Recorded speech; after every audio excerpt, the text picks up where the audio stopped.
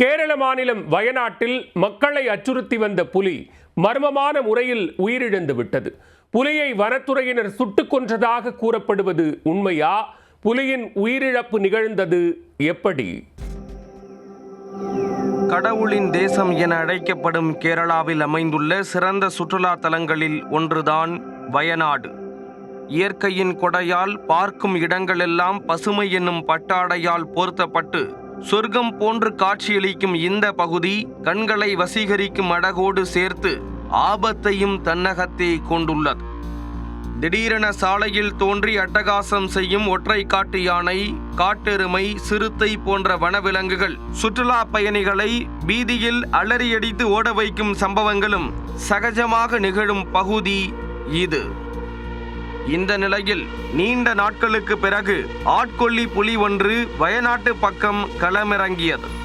இரத்த ருசி கண்ட இந்த புலி அடிக்கடி குடியிருப்பு பகுதிகளை ஒட்டி நடமாடி வந்துள்ளது. கடந்த வெள்ளிக்கிழமை காஃபி தோட்டம் பணிக்கு சென்ற ராதா என்ற பெண்ணை துரத்தி பிடித்த புலி அவரை கடித்து கொன்று போட்டது. வயநாடு மாவட்டம் மானந்தவாடி அருகே உள்ள பஞ்சரக்கொல்லி பகுதியில் இந்த சம்பவம் அரங்கேறிய நிலையில் அந்த பகுதி மக்கள் வீட்டை விட்டு வெளியே வருவதற்கு அஞ்சி நடுங்கியுள்ளனர். புலிக்கு பலியான ராதா வனக்காவலரின் மனைவி என்பது குறிப்பிடத்தக்கது. வயநாட்டில் கடந்த 10 ஆண்டுகளில் இதுவரை 8 பேர் புலி தாக்கி இறந்திருப்பதாக புள்ளி விவரங்கள் தெரிவிக்கின்றன. புலி தாக்கி பெண் இறந்த நிலையில் அந்த பகுதி மக்கள் வனத்துறையை கண்டித்து போராட்டத்தில் ஈடுபட்டனர். இதனைத் தொடர்ந்து மக்களை அச்சுறுத்தும் புலியை பிடிக்க வனத்துறையினர் தீவிர நடவடிக்கையில் இறங்கினர். கால்நடை மருத்துவர்கள் மற்றும் வன பாதுகாவலர்கள் அடங்கிய குழு அமைக்கப்பட்டு புலியை கண்காணிக்கும் பணி தொடங்கியது. அவர்கள் புலி பாதுகாப்பு உடைகள் அணிந்து ஆயுதத்துடன் வனப்பகுதியில் ரோந்து சுற்றி வந்தனர். 2 ட்ரோன்கள் பயன்படுத்தியும் புலியின் நடமாட்டத்தை வனத்துறையினர் தேடி வந்தனர். புலியை சுட்டு பிடிக்கவும் உத்தரவிடப்பட்டிருந்தது. இந்நிலையில் ஆட்கொல்லி புலி மர்மமான முறையில் இறந்துவிட்டது. புலியை பிடிக்க வனப்பகுதிக்குள் சென்றபோது அங்கே புலி இறந்து கிடந்தது என்றும் புலியின் கழுத்தில் காயங்கள் இருக்கிறது என்றும் வேறு புலியுடன் ஏற்பட்ட சண்டையில் இந்த புலி இறந்திருக்கலாம் என்றும் வனத்துறையினர் தெரிவித்துள்ளனர்.